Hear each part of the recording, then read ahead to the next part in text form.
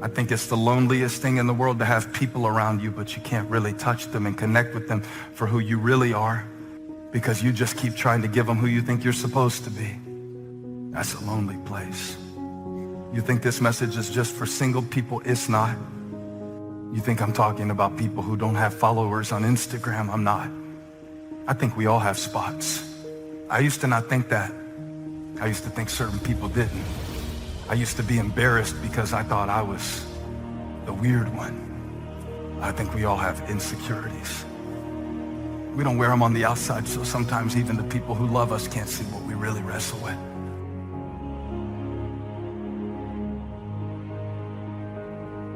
Pain is not your enemy, pain is your servant. And pain is telling you that there's a problem here and you need to get it fixed. You need to drag it out of the dark and you need to deal with this, and you have to decide enough is enough. It's time for a new direction. It's time to say that's it. Turn to somebody and say that's it. Passivity is a spirit and it'll kill you. It'll kill your relationships. It'll kill your home. It'll kill your marriage. If we just sit back and do nothing, it'll kill you. You're going to have to move ahead in spite of your fear. All right? I've said many times that every major decision in Saddleback's 42-year history that I had to make, I was scared to death to do it. I just did it anyway because I was not going to let fear dominate me. We're going to do the right thing. Never let fear stop you.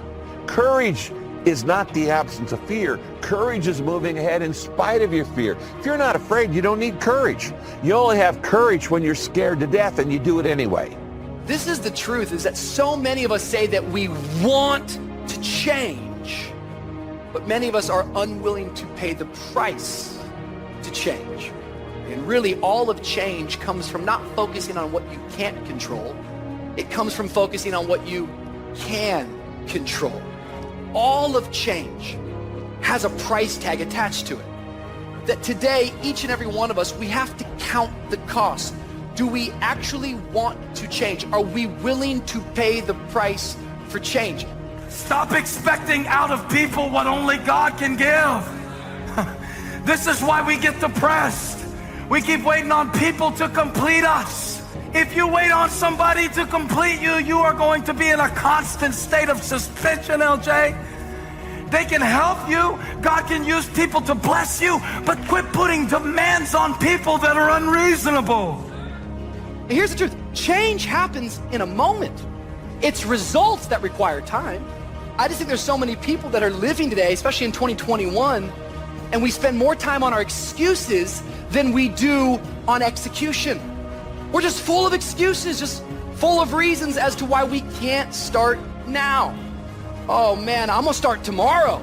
Some of you, you started the fast, and because you failed 3 days in, you just gave up on the rest of the 18 days. No. Start today, begin again. You're failing in realizing that the most valuable thing that you have is today. More and more people seem to be losing control of their lives, enslaved with habits that are robbing them of joy, robbing them of peace. They need healing of fear, healing of resentment and anger. The moment that you reach into the darkness and stop hiding your issues and you pull them out into the light, healing begins. Why would you ever choose to fight time when you could have time on your side?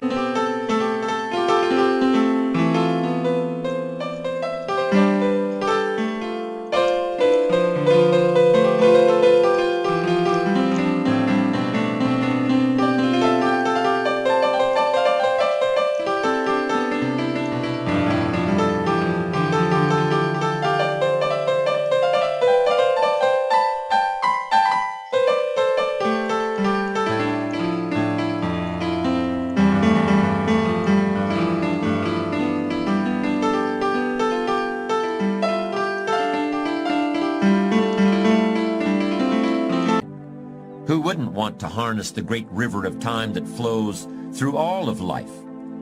Why wouldn't you want to use the power of time to generate power in every area of your existence, to turn the turbines of your hopes and dreams, to charge your every aspiration with lightning bolts of electricity? Well, there is only one way to make time work for you, not against you.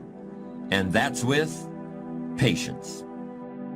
I wonder for us, has never enough become our normal? Like, I'm not talking about last week or the week before that, and I'm not talking about bank account. I think the spirit of this age is the spirit of never enough. We can never get enough information. We can never get enough what we call connection. So now we call ourselves connected in the world because we have social media. See, to us now, it's just completely normal for us to be overloaded all the time and just to have access to everything that's happening in the world. And then we wonder, why are we so fearful? Why can't we feel? It's because we were never intended to carry so much in our minds and in our hearts. But to us, it's just normal. Many of us are used to never really getting a good night's sleep. It's just normal. You need to make a plan. If you're going to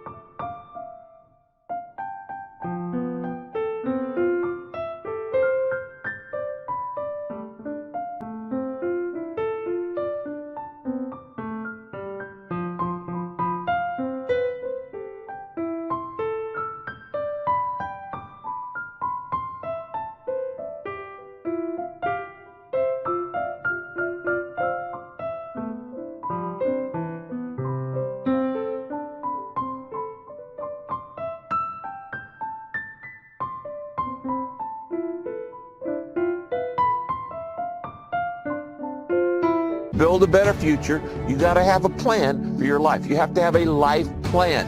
You need to write down a simple plan and get started on building a better future. Now, it's not going to happen without a plan. If you don't have a plan for a better future in your life, you're just going to coast. And you can't coast into a better you. You can't drift into a better future. It takes intention and it takes planning. Now, I'm sure you've heard the old cliche, if you're failing to plan, you're planning to fail. Now, that may be a cliche, but you know what? It's still true. Nothing's going to happen in your life till you first get dissatisfied with what you're doing, take a good look at what's going on inside your soul, and then you come up with a simple plan. I would encourage you to be a transformational person. You see, transformational people, they inspire others in such a way that they positively bring change into people's lives. To be a transformational person, you have to first be transformed. So I would encourage you, make the changes necessary in your life that make you a better person. What I've discovered is that most incredible positive change happens when we begin to embrace good values. You have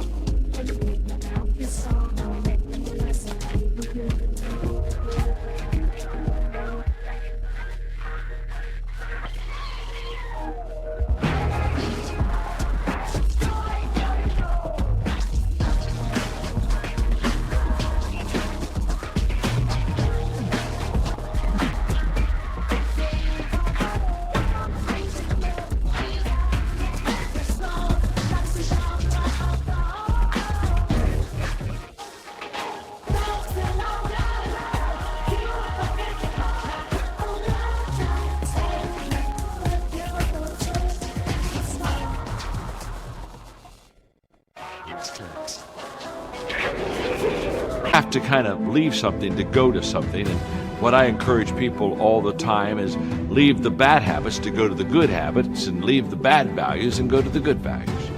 That's where you begin to see the change, the transformation take place.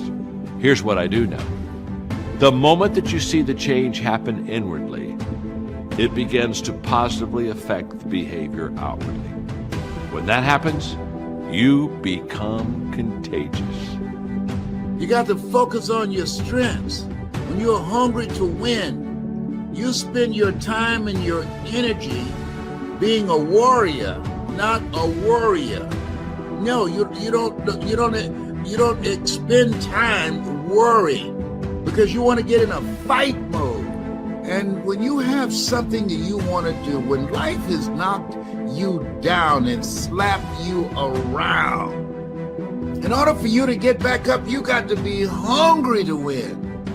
I was determined to become successful in this area. Why, Les? Because I was hungry to take care of my mother. And so when you're hungry to win, you realize this. Number one, you go all out.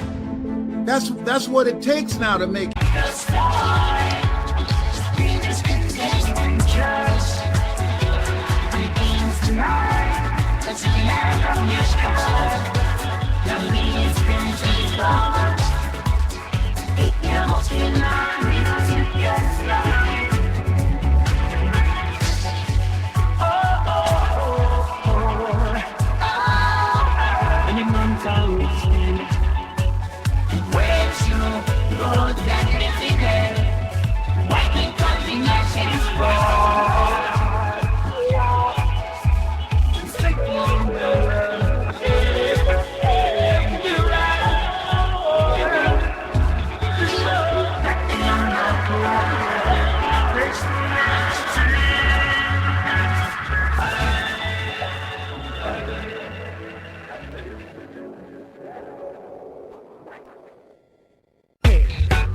Now, in order to win, in order to create a different life for yourself, you got to be hungry